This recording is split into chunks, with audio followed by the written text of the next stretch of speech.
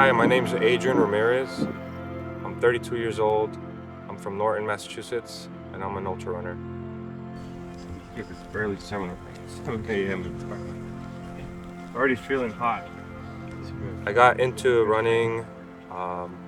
Actually, it started out as a bucket list. I wanted to run my first marathon. I've always liked running. I've always enjoyed running. I ran my first marathon in 2023. It was the Boston Beantown Marathon, and ever since then, I got hooked, and I ran my first ultra marathon 6 months later after that, which was a 100K race. So, I mean, with this race, it's a 24-hour race. I mean, it's pretty intense running for 24 hours. But I've done it before. I've done another ultra marathon. It was in Mexico. It was the UTMB Puerto Vallarta, and I ran for 32 hours straight. And it was like 96 miles, 32 hours. But I had like 18,000 feet of vert, so I was running through the mountains. So my goal for this race is to do 100 miles in 24 hours. That's the main goal. That's objective number one. And then hopefully maybe get like top 5. That would be pretty sweet if I can do that. But the main goal is reach 100 miles in 24 hours.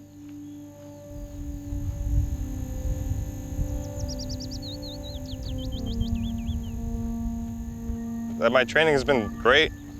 I've been doing about 70, 80 miles a week. Getting my long runs in, doing a lot of, aerobic, long aerobic runs. So basically all zone 2 runs, mainly doing like anywhere from 10 to 14 miles a day, and just keeping it easy, low intensity. So an ultra marathon is anything that's over 26.2 miles, which is a traditional marathon distance. Typically, the first official ultra marathon is at 50K, which is 31 miles.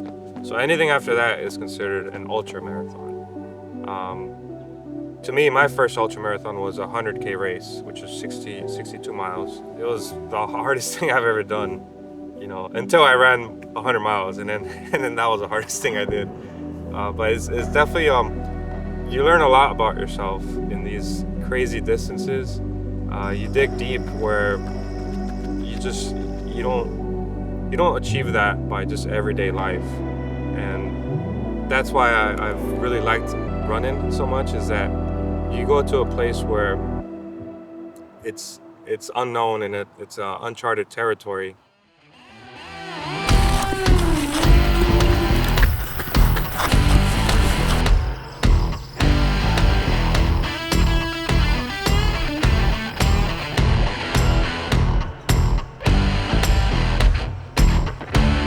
Favorite city, Fall River. That's place for hill workout. This is an OG place.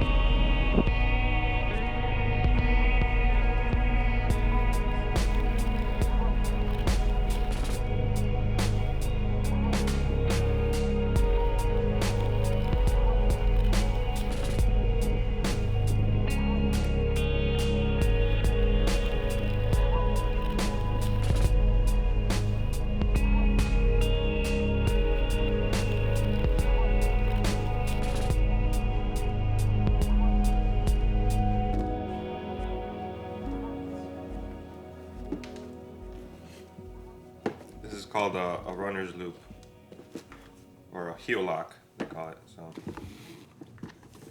put it in this hole, creates a loop, and then you go like that. So when you tie it, it pulls it, and it pulls the heel closer to your foot. A little pro tip. I should be sponsored by Hoka, so many shoes I go through. I must have gone through probably maybe 4 different pairs of shoes during this whole training block. On Strava, it says I've ran. So I've started training for this since the beginning of the year. I have 1,700 miles logged. So these are the shoes I'm going to be using for the race. I'm going to start out with these, and then probably halfway through I'll switch to these, and then these are kind of extra just in case it rains. I like changing shoes because it's a good morale boost. Helps out my feet for not getting blistered up and everything. I'm also gonna tape my feet. Anybody running like ultra distances, like major key. So these are mainly for road, but these are essentially the same shoes as this as far as like the cushion, but it has a little bit of like more traction on the bottom. So these are meant more for trail. And since the race is half trail, half road, I mean, it's kind of like a good balance, you know, to have one of each. My main source is I'm gonna be drinking this shit right here. It's called Tailwind. So it's a mix of electrolytes and carbs. This is gonna be like my base during the whole race. Obviously, I'm gonna have like solid foods, have watermelon, have a whole list of things I'm gonna have to grab. These are basically just carbs, straight up carbs to fuel your muscles and your body. I take one of these probably every like 30, 40 minutes. And then I'm gonna be drinking this most of the time. So the biggest thing with ultra running is trying to keep up with your calories, because ultimately that's the name of the game when it comes to these super long distance endurance events, is you need to keep up with your calorie intake, because you're burning so many calories when you're running, and if you can't match that with the food that you're taking in, then you're just gonna break down. No matter how much you train, it's like there's no way you're gonna be able to keep up. So that's actually one of the hardest things during this whole training, is trying to keep up with my calorie intake and just trying not to lose that much weight. Because I've been eating 3 times a day and I'm still hungry all the time. This is what I'm gonna be using basically for the whole race. I have a bunch of these, I'm just gonna fill them up. Feel like a runner.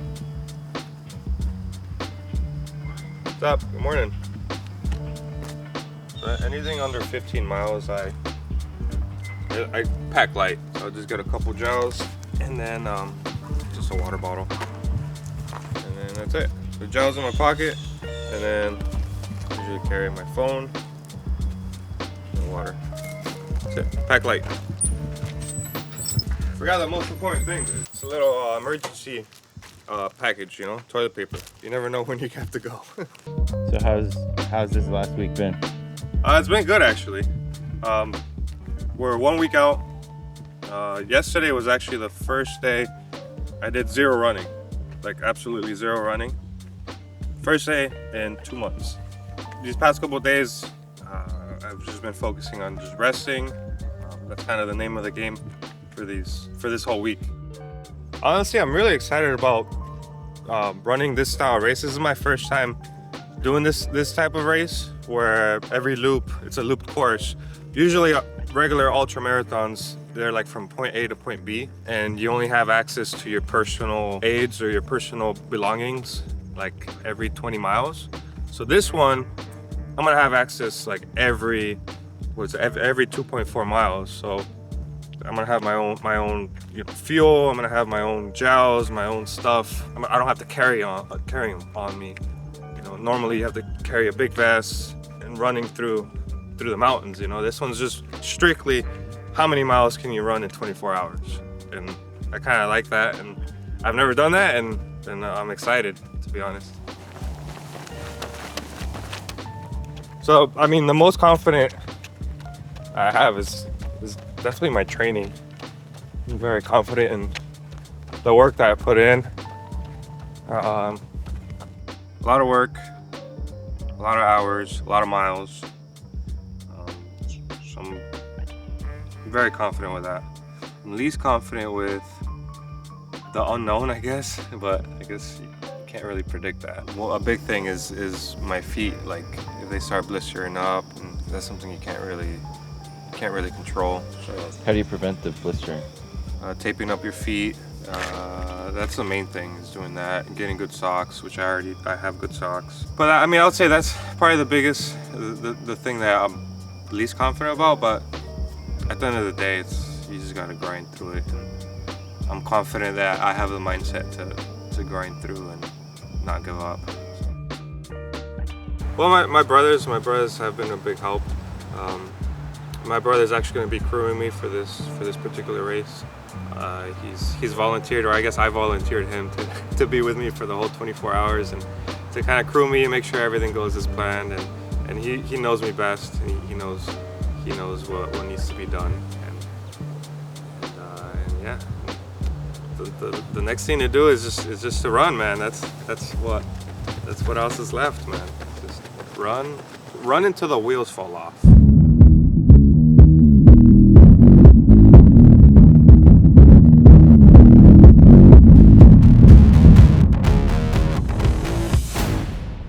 How are we feeling? Good, the day has arrived. I got anchored down 2025. I'll just grab my bib.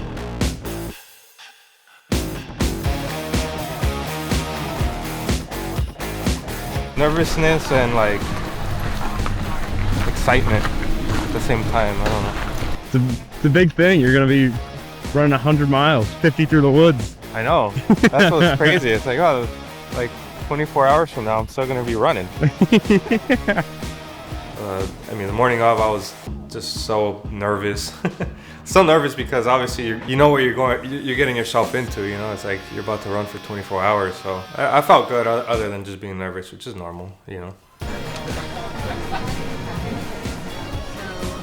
You know, I had to wake up that morning, you know, worry about setting up your little tent station, little crew area. And yeah, obviously looking back on it, I should have taken my time and really stuck with the fundamentals of what's important, you know, to complete these type of races. Baby food for the next 24 hours.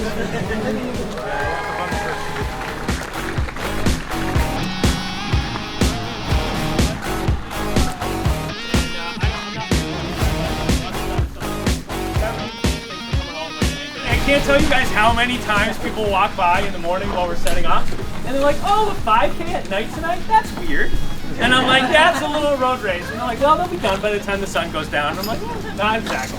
I had actually notes from my previous 100-mile race. I had like notes like what not to do. You know, it's like make sure I have the right nutrition. You know, make sure I address the chafing. If you're a rookie at Anchor now, not in ultra running, raise your hand. Hell yeah.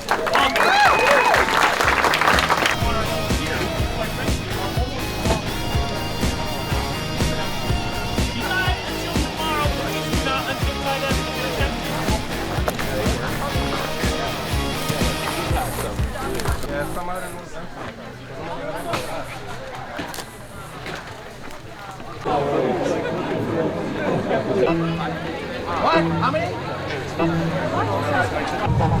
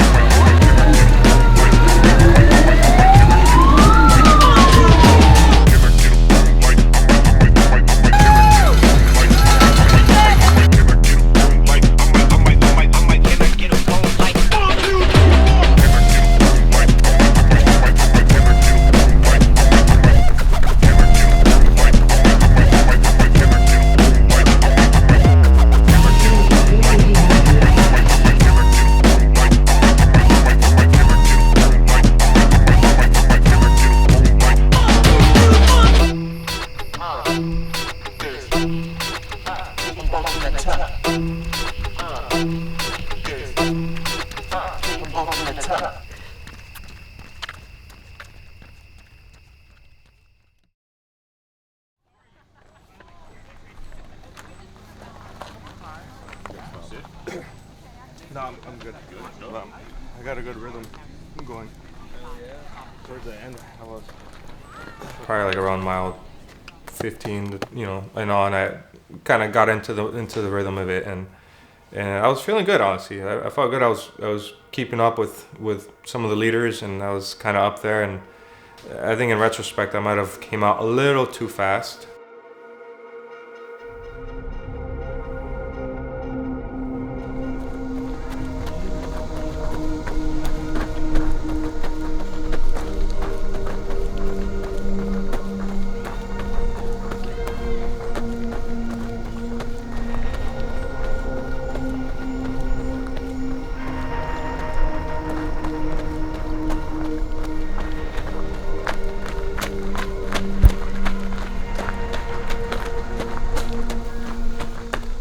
The laps were just ticking off, and before I knew it, I was already 60 miles in and way behind on my nutrition and my carb intake.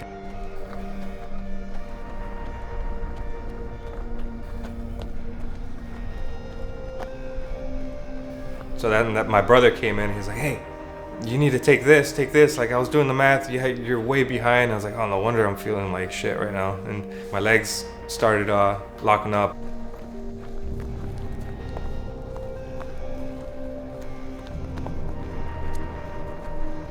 At mile 63 was the first break that I really actually took. So I sat down, kind of gathered my thoughts together, and as I was sitting there, I was just thinking, like, man, my legs are locking up right now, and I don't know what to do. This has never happened. And when I got up, I'm like, oh God, this is bad.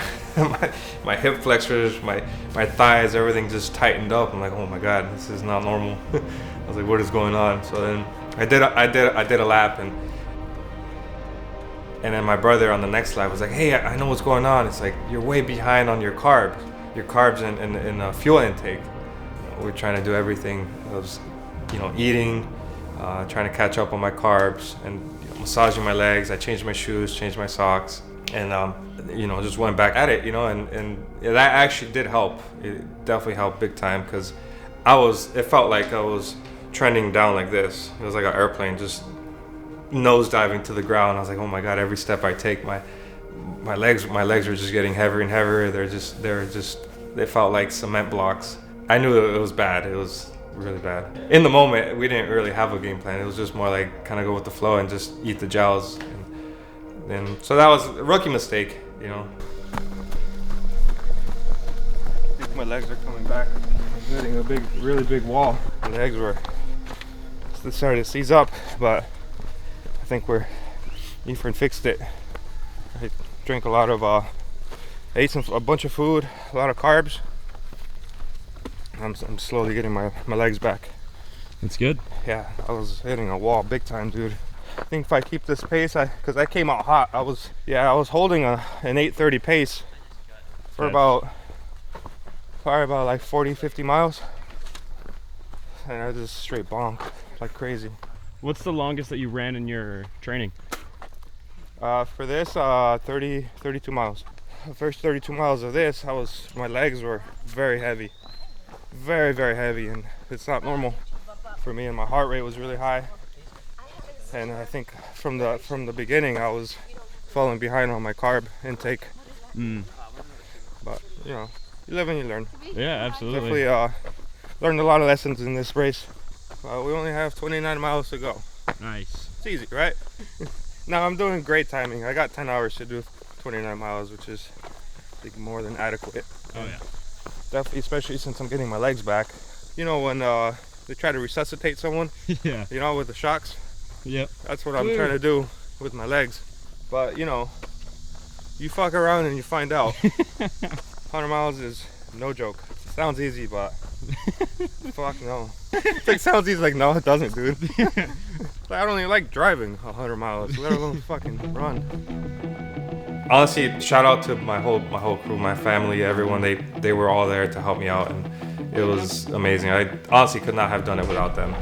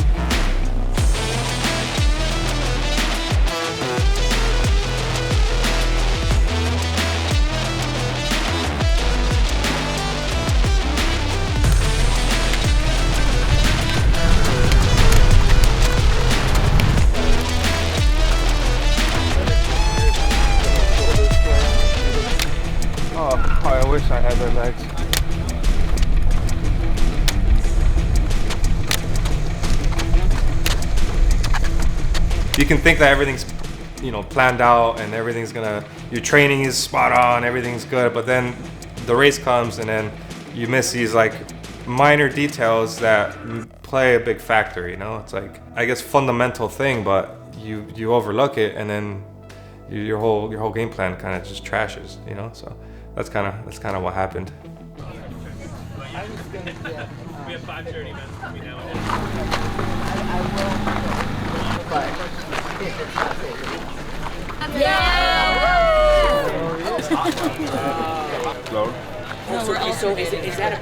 So what, you got 80.5, they said? Yeah. I'm good. Should be good. Good. Caffeine? In a good way? This one. So you wanna be under 38 minutes a lap, like. But I would think you're right around that mark. How's the legs though? Good? Decent. They're good so far, yeah. Good. I just need to stay on top of this. At least it's not getting worse, it's getting better. That's the main thing. Yeah. It's a home stretch right now. Leave it all out there. I don't know. You wanna do a lap with me?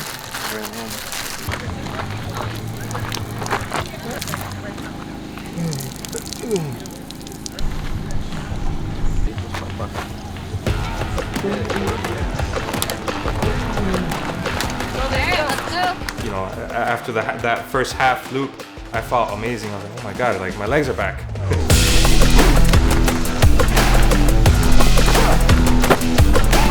I was telling Corey, my pacer, I was like, yo, my legs are back. I was jumping up and down in the woods. I was like, my legs are back.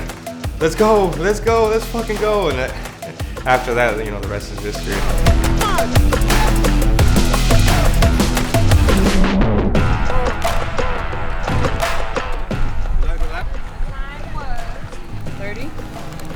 Yeah, perfect. Keep that pace. Keep that pace. Do that shit again. How many miles in are we? 88. Nice. And how are you feeling? I'm feeling better.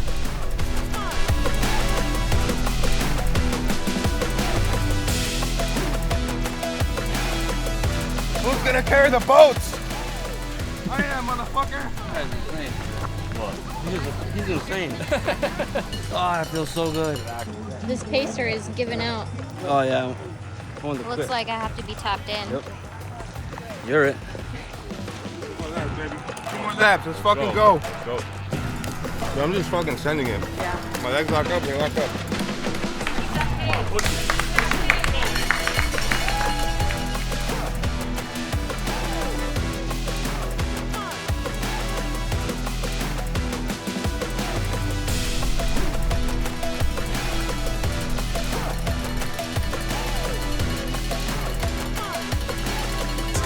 Adrian Ramirez just finished. Last lap, baby. What are your thoughts going into this last lap? I'm gonna send it.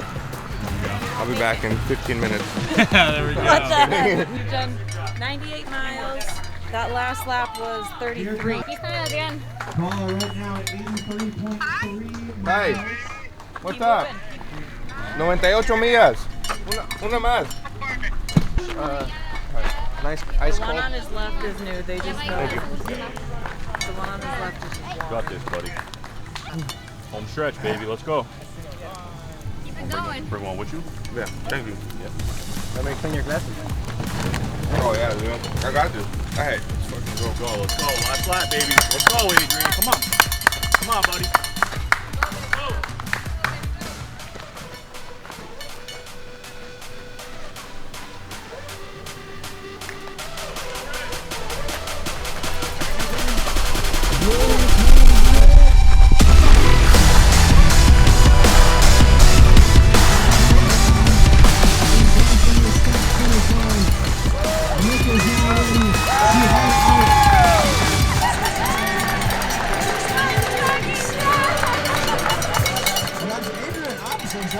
Has now finished that belt buckle loop. 100.45 miles in the books.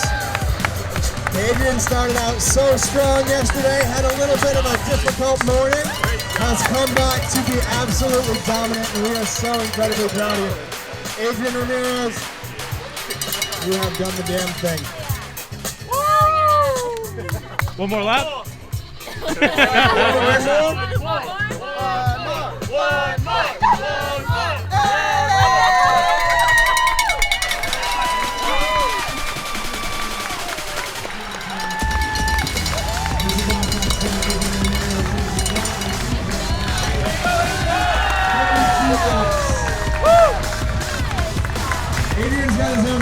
being here with him tonight. Oh! A no, not bloody one. Good job, man. Congratulations. Awesome performance. Very well done. Nice job. Thank you. 11 turkeys.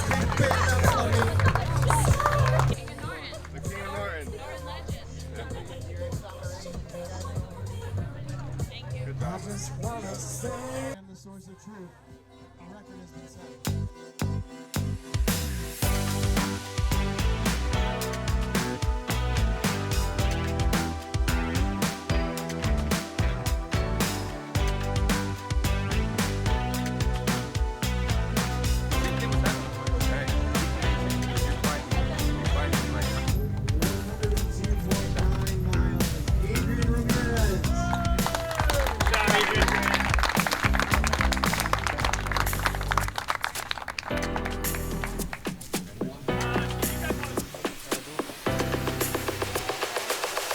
Very thankful for all the efforts that everyone put in, you know, and honestly couldn't have done it without them. But a lot of rookie mistakes, you know, but that's great. I'm a student of the game, and that's what it's all about, is learn from your mistakes, you know. But once I addressed the nutrition and the chafing aspect, like I felt amazing. And that's the part that I'm super excited to come back next year, because I'm not gonna make those same mistakes. The next big goal is Boston Marathon in April. That's gonna be the next goal. You know, I've never ran any of the major marathons. My ultimate goal, looking down, you know, maybe 3 years from now, is to do a 200-mile race, which I know seems insane, you know, where I'm just getting started with the 100-milers, you know, but stay tuned.